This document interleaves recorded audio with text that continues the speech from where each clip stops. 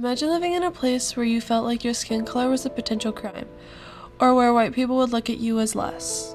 As American society grew, things started to shift starting in 1868. The 14th Amendment gave black people equal protection under the law, and the 15th Amendment gave black men the right to vote. Earning these rights didn't mean that racism and bigotry ended. Southerners were very upset, and they were determined to make it very hard for former slaves to integrate. The Jim Crow laws established a separate but equal. They separated white people from people of color everywhere you could think, from neighborhoods to the military. The military was segregated until World War II, where an executive order was signed in the early 1940s to give equal employment rights and open up national defense jobs. Schools were greatly segregated, and it affected the learning of the people of color. Brown versus the Board of Education helped desegregate the schools. Emmett Till was a 14-year-old boy whose life was taken at the hands of 4 white men. Rosa Parks refused to move for a white man in her section. Buses were still segregated, and because she refused, she was arrested and led a boycott against the busing system. Little Rock 9 were 9 black students who were bused from the black-only school to the white-only school with the support of the federal troops. They were continually harassed. 4 African American college students refused to leave the whites-only lunch counter without being served. The Greensboro sit-ins sparked sit-ins all around the city and other states. Ruby Bridges was escorted by 4 federal marshals as she became the first student to integrate William Frantz Elementary School. The Freedom Riders were white and black activists who traveled in the South to protest the segregated buses, bathrooms, and lunch counters. The March on Washington, led by Martin Luther King, was a peaceful protest for the freedom and jobs. It was aimed to draw attention to the inequalities African Americans face every day. The Civil Rights Act of 1964 prevents employment to discriminate against color, religion, sex, or national origin. With this, they still struggle with widespread discrimination. Voting suppression was still something African Americans were fighting against. The march to Montgomery was to protest the suppression. Police had stopped them and brutally attacked them. With the assassination of a national activist, the next federal law dealing with housing was signed. America had taken its first few steps toward legal justice, but had no moral standing on social rights. Segregation within the military traces as far back as the Revolutionary War. The way the military was segregated was by having African Americans in menial roles. In 1948, President Truman desegregated the military with Executive Order 9981.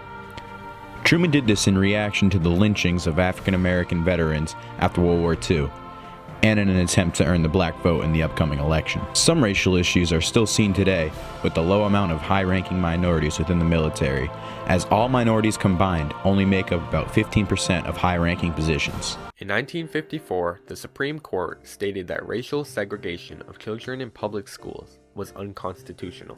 This was brought to its attention by a lawsuit called Brown versus Board of Education of Topeka.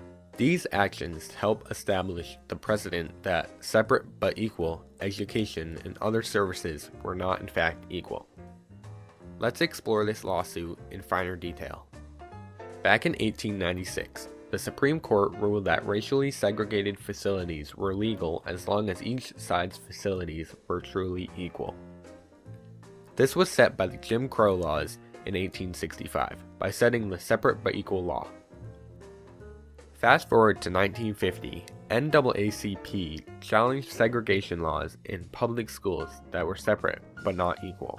In 1951, Oliver Brown filed a lawsuit against his daughter's school because she was denied entrance into an all-white public school. He claimed that schools for black children were not equal, and that segregation violated the Equal Protection Clause. This case was combined with many other lawsuits to become the federal case, Brown versus Board of Education of Topeka. In the end, the verdict, which wasn't solved until May 17, 1954, was in favor of Brown. Earl Warren, a member of the Justice Department, wrote, "In the field of public education, the doctrine of separate but equal has no place. Segregated schools are inherently unequal, and the plaintiff deprived of the equal protection of the laws guaranteed by the 14th Amendment." Nowadays, schools are segregated a lot more than they were. They are not just split between race, but income and location. In the non-integrated schools, there are consequences just like the old days with Brown versus Board of Education. These school districts will have less money, which leads to worse educational opportunities. I will leave you with a quote by Supreme Court Justice Thurgood Marshall in 1974. He states, "Unless our children begin to learn together, there is little hope that our people will ever learn to live together." Hello, today I'm going to talk about Rosa Parks, the mother of the freedom movement. Rosa Parks rejected the demand of the bus driver to sit in the back of the bus with all the other colored people. As a result for disobeying a white man, she made an impact for all colored people and launched the Montgomery boycott. She inspired people to now fight for what they believe in. She felt that she didn't need to sit in the back of the bus because of her color. Rosa Parks stood her ground and refused to give her seat to a white person because she knew that a segregated bus was wrong and that everyone deserved equal rights. Nowadays, in today's society, there are no segregated buses or any sort of segregated transportation. The year is 1960. America is halfway through the civil rights movement. An unlikely hero will step onto the national stage. Ruby Bridges, a 6-year-old girl trying to pursue an education to better her life. She was one of 6 black students to pass the test to be allowed to integrate into an all-white school. Ruby attended William Franz Elementary School in New Orleans. Ruby's mother encouraged her to go to take this step forward for all African American children. Parents started pulling their children from school and started protesting outside of the school. Ruby would get things thrown at her and slurs yelled. I say for the mothers to keep their kids out of school, all together. We're white people. We don't want them to go to school with niggas. I have 5 and they not going to school with no niggas. Even though it was dangerous for her to attend school, she kept going. She was persistent to get her education. Ruby was an activist, and she took a stand for others who couldn't do the same, because she wanted kids like her to have the best education they could. Even with the constant slander, Ruby never missed a day of school that year. Without Ruby sticking up for herself and getting an education, many other young people of color might not have the same education they do today. On September 2nd of 1957, there was a display of resistance to segregation that was a major part of the civil rights movement. 9 students attempted to be the first African Americans to join a previously segregated school. This was done because of a push by the Arkansas School Board to gradually integrate schools after the ruling of Brown v. Board of Education, which found it unconstitutional to segregate America's public schools. Backed by the Arkansas chapter of NAACP in the Arkansas School Board, these 9 children were the first to volunteer in Arkansas to test the Brown v. Board of Education ruling.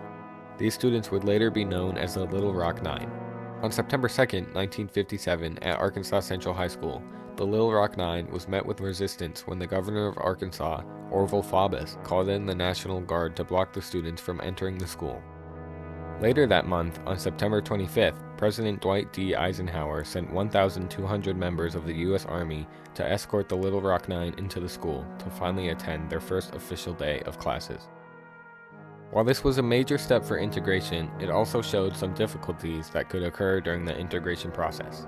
For example, Gloria Ray was pushed down the stairs, Melba Pattillo had acid thrown in her face, and all of the Little Rock Nine members weren't allowed to participate in extracurricular activities. Overall, this demonstration by these brave students would pave the road towards a less segregated America. Just like the Little Rock Nine, countless African Americans across the country are participating in Black Lives Matter protests to stand up to the oppression and increased police violence towards African Americans. On the afternoon of February 1st, 1960, in North Carolina, Asa Blair Jr., David Richmond, Franklin McKean, and Joseph McNeil, also known as the Greensboro Four, entered Woolworth's General Merchandise store, which had a dining area. While they were allowed to stay in the dining area, they were sent to a standing snack bar as the lunch counter was labeled with whites only. The lunch counter manager contacted the police, but the local media had already been alerted. The police arrived only to declare that they could do nothing because the 4 men were paying customers of the store and had not taken any provocative actions. However, the media's response to this was immediate. The media came in full force to cover the event on the television. A photo of the Greensboro Four appeared in local newspapers, and the protests quickly expanded. The Greensboro sit-in was a critical turning point in Black history and American history. bringing the fight for civil rights to a national stage. Its use of nonviolence inspired the Freedom Riders and others to take up the cause of integration in the South, furthering the cause of equal rights in the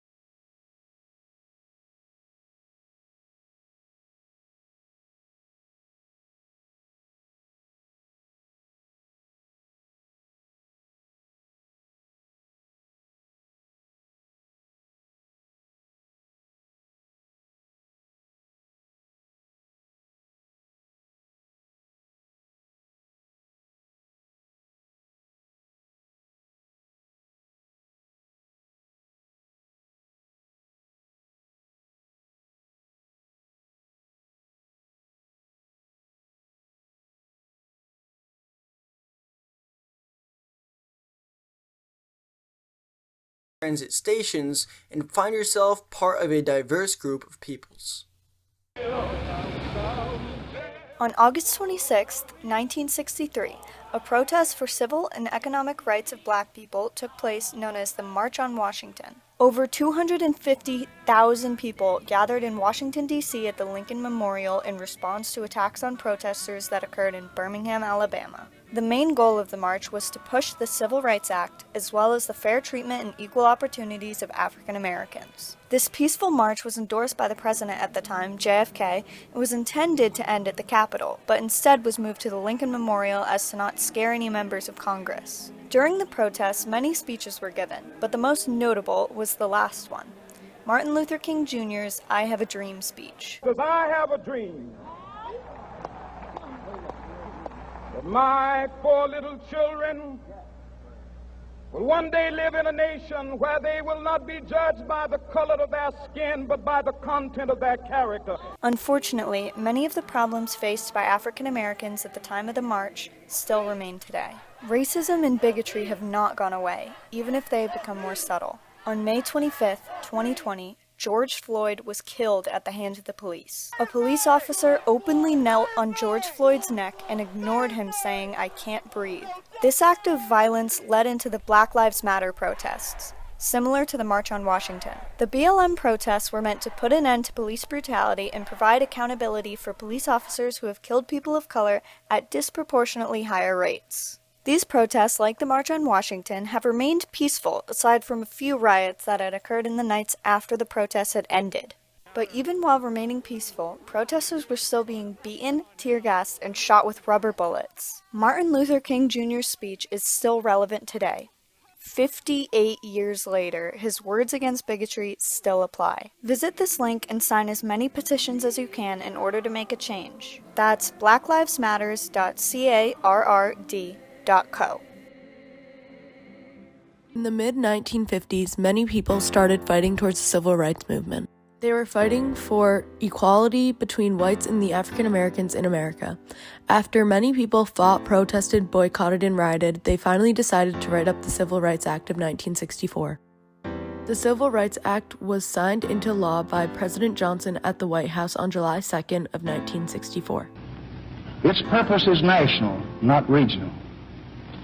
This Civil Rights Act is a challenge to all of us to go to work in our communities and our states, in our homes and in our hearts, to eliminate the last vestiges of injustice in our beloved country. Tonight, I urge every public official, every religious leader, every business and professional man, every working man, every housewife, I urge every American to join in this effort to bring justice and hope to all our people and to bring peace to our land. Although this act was made over 50 years ago, it still applies to our daily life today. Not everyone in America treats people who are a different race, sexuality, or gender than them equally with respect.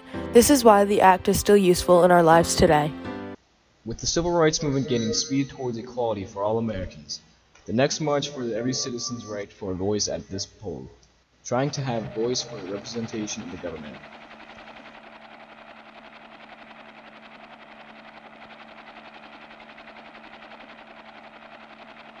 The years leading to the Voting Rights Act of 1965, African Americans were denied the right to vote. Even though the 15th Amendment that granted the right for African Americans to vote in 1870 by Abraham Lincoln, African Americans were still not fully able to vote.